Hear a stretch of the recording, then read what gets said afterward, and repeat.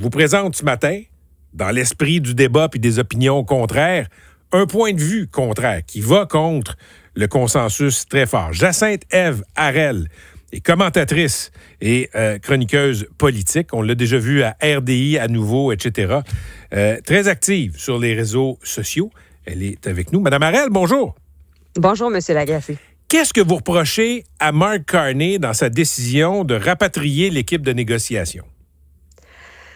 Je lui reproche de ne pas publier le texte, les lignes rouges et le point de rupture ou les points de rupture pour qu'on puisse décider s'il s'est réellement tenu debout ou s'il a simplement quitté la pièce.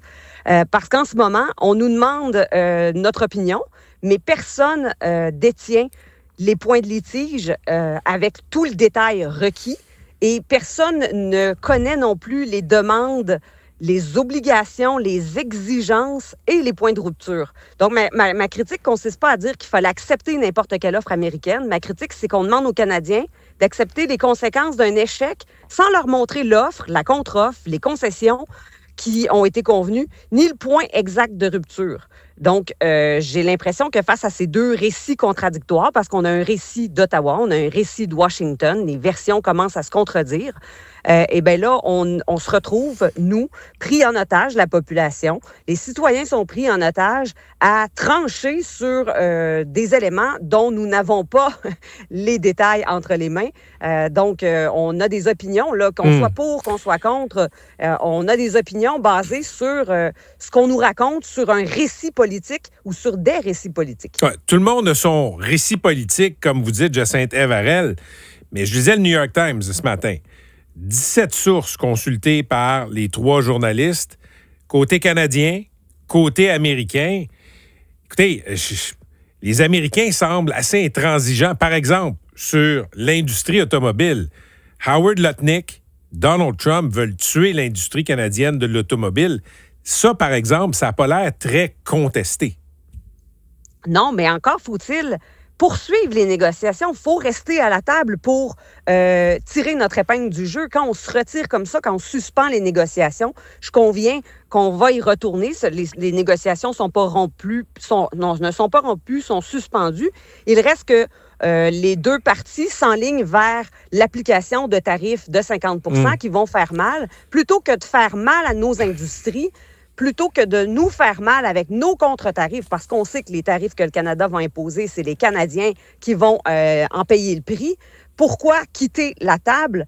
Rejeter une clause, ça ne commande pas de suspendre le dialogue. On peut maintenir les négociateurs sur place. On peut isoler des clauses litigieuses. On peut déposer une contre-proposition, prolonger l'échéance, conclure une entente intérimaire pour l'automobile à part. Pourquoi se retirer complètement? On peut, mais quand on regarde les déclarations publiques des Américains, Mme Harel, on peut bien rester à table, on peut bien demander une prolongation de la période de négo. Trump a été intransigeant avec l'implantation des tarifs, avec aussi la période de négociation qui a étiré de 3 jours. Je veux dire, M. Carney a retiré l'équipe de négo à 2 heures du deadline d'entrée en vigueur des tarifs. Je vous écoute, puis j'ai l'impression que vous prêtez beaucoup de bonne foi au côté américain. Je prête de la bonne foi à ceux qui veulent continuer de négocier. Là, quand on décide de suspendre, de se retirer, et on est déjà rendu à annoncer que nous aussi, on va ajouter des contre-tarifs de 50%, on participe à une escalade qui nous mène nulle part, sinon que dans une situation encore plus stressante pour tout le monde. Donc, poursuivre les négociations, pour moi, c'est ça, être de bonne foi. Et l'autre chose, quand Ottawa, quand Washington, on dit Washington intransigeant sur certains éléments, nous aussi, Ottawa aussi est intransigeant sur certains éléments. Nous avons aussi, et particulièrement au Québec, il y a des enjeux sur lesquels nous sommes absolument intransigeants et on s'en fait une fierté d'être intransigeants. Alors, à ce moment-là, soit qu'on garde chacun de notre côté nos points de rupture et on ouvre le débat sur autre chose. Parlons de l'industrie, de l'aviation, parlons des télécommunications, où on a un gros protectionnisme au Canada, et ouvrons nos marchés, dans ce cas, sur d'autres enjeux. Mais on ne peut pas accuser une nation d'être protectionniste quand nous-mêmes le sommes aussi? Regardez, je pense que dans chaque négo entre États, puis c'est pas juste le cas des négos entre les Canadiens et les Américains, on voit ça en Europe aussi, il y a des lignes rouges. Il y a des lignes rouges. L'Union européenne, les Britanniques ont fait partie de l'Union européenne, ont gardé leur monnaie. Pour eux, c'était une ligne rouge. Il y a des lignes rouges partout. Mais il y a différents types de lignes rouges, puis je veux vous entendre là-dessus. C'est une chose de dire, nous autres, on aimerait ça que les emballages, par exemple, certains films soient en français. Les Américains ne trippent pas là-dessus. Ça, c'est une ligne rouge. Mais Mme Harel, parlons d'un peu de bonne foi et de souveraineté. Quand le gouvernement américain, puis c'est pas contesté, là, demande aux Canadiens, vous allez arrêter de faire des deals commerciaux sans notre entente, là, on n'est plus dans du donnant-donnant puis du protectionnisme. Là, on est dans carrément la souveraineté canadienne, ne trouvez pas? Bien là, vous faites référence à l'article 32.10. C'est un article qui était déjà dans l'accord Canada-États-Unis-Mexique. On a signé cet article-là en 2018. Il n'est pas nouveau. Là, tout d'un coup, Ottawa ressort cet article-là comme étant problématique. Est-ce que Washington voulait aller plus loin dans cet article? C'est ce que je comprends. C'est ce qu'on comprend. Possiblement qu'il voulait aller plus loin, mais encore là, on n'a pas le détail. À quel point voulait-il aller plus loin? Et je vous rappelle que l'article 32.10 s'applique au deal avec la Chine. C'est pas n'importe quel deal. C'est pas avec la France, c'est pas avec la Finlande. Madame Harel, quand même, le Canada, c'est un pays souverain. Si le Canada veut faire une entente commerciale avec la Chine, je vous pose la question. Est-ce que les Américains devraient avoir un droit de veto là-dessus? Bien, tout d'abord, c'est pas un... Non, il ne devrait pas avoir un droit de veto pour répondre directement à votre question, mais l'article 32.10 n'est pas un droit de veto. C'est une manière, c'est une clause qui permet aux trois parties, parce que le Canada aussi, là, c'est pas les États-Unis qui ont un droit de regard, c'est le Canada, les États-Unis et le Mexique qui veulent être avisés de négociations avec sur une entente commerciale qu'ils pourraient avoir avec la Chine. C'est spécifiquement sur la Chine. Et les trois parties s'engagent à s'informer lorsqu'ils débutent des négociations commerciales avec la Chine et se donnent le droit de se retirer de l'accord Canada-États-Unis-Mexique si cette clause commerciale ne fait pas l'affaire d'une des trois parties. Mais le Canada a les mêmes droits, là. Le président Trump a été élu il y a un peu moins de 2 ans. Il est au pouvoir depuis janvier de l'année passée. Votre plus grande critique face à Trump, dans sa relation avec le Canada, là, ce serait quoi?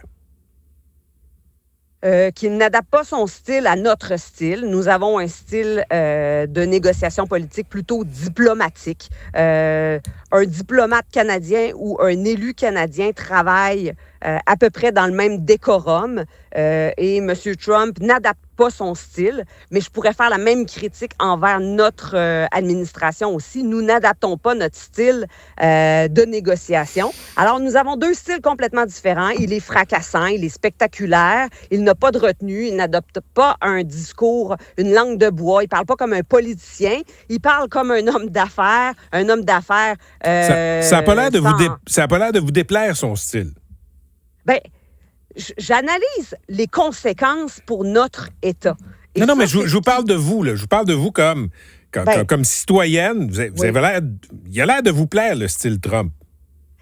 Il me plaît pas, mais ça ne m'embarrasse pas d'étudier, d'analyser les conséquences pour nous. Je m'embarrasse pas de la forme. Quelqu'un qui arrive face à nous avec toutes ses phrases, tout son cirque ne me distrait pas et je trouve qu'on se laisse beaucoup trop distraire par est-ce que sa personnalité, son style, le choix de ses mots, sa manière de s'exprimer. C'est pas que ça me plaît ou que ça me plaît pas. J'en ai rien à foutre de ce que ça me plaît ou ça me plaît pas. Je suis pas dans l'émotion, je suis pas dans le jugement du personnage, de son style. Moi, ce qui compte, c'est notre économie au bout du compte. Nos ententes au bout du compte. OK. Dernier point, Jacinthe Harel. Puis, je le rappelle aux auditeurs, c'est un point de vue qui est à l'encontre du consensus. OK? 75 des Canadiens qui sont d'accord avec Mark Carney pour la fin des négos et 85 des Québécois. Comment vous expliquez qu'il y a autant de Québécois et de Canadiens? Je parle de consensus, on pourrait quasiment parler on parle de majorité, qui sont d'accord avec le premier ministre. Comment vous expliquez ça?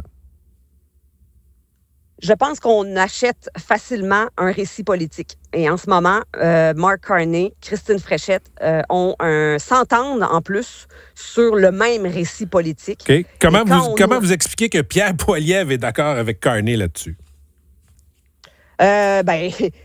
Quand on est un politicien actif, est-ce qu'on veut faire partie du 15 % Est-ce qu'on veut aller chercher l'adhésion d'un 15 % Alors, Pierre Poilievre est d'accord parce qu'il veut avoir l'adhésion de la majorité. Quand on est en politique active, on veut avoir le plus grand nombre de personnes qui est d'accord avec soi. Alors, d'un point de vue politique, tout s'explique. Mais d'un point de vue économique, qu'on nous répète là qu'il faut se tenir debout, il y a une différence entre donner l'impression qu'on peut se tenir debout et la capacité économique réelle du Canada et du Québec à s'enliser dans des négociations auxquelles on ajoute de l'huile sur le feu, dans lesquelles on ajoute des tarifs, dans lesquels on fait partie du problème d'escalade de mesure contre mesure.